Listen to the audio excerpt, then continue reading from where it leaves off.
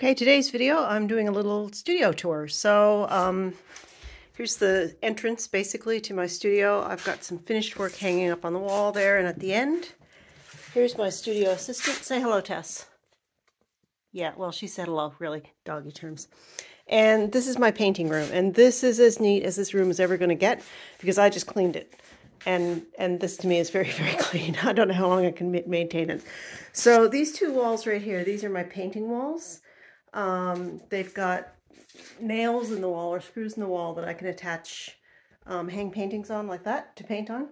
And my very kind husband just made me these little ledges that I can also hang on the nails so that I'm going to be able to work on smaller pieces on the wall instead of just on my table. So that's really good.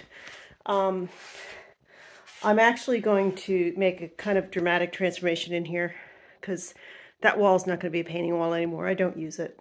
And by the way, that painting that's on the wall, it's been going for about 4 years now. I don't know if I'll ever finish it. So every once in a while I have some paint on my brush and I look at it and I go, yeah.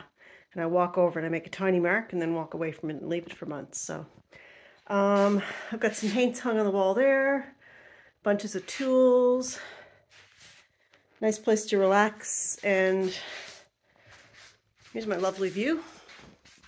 So I live in a really nice spot, view of the water there.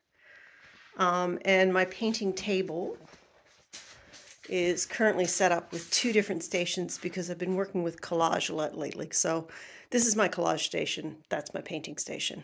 And those papers are up there on the window because the sun gets incredibly strong coming in there and it's too hard to work. So this is my little, and as you can see, there's tons of books around.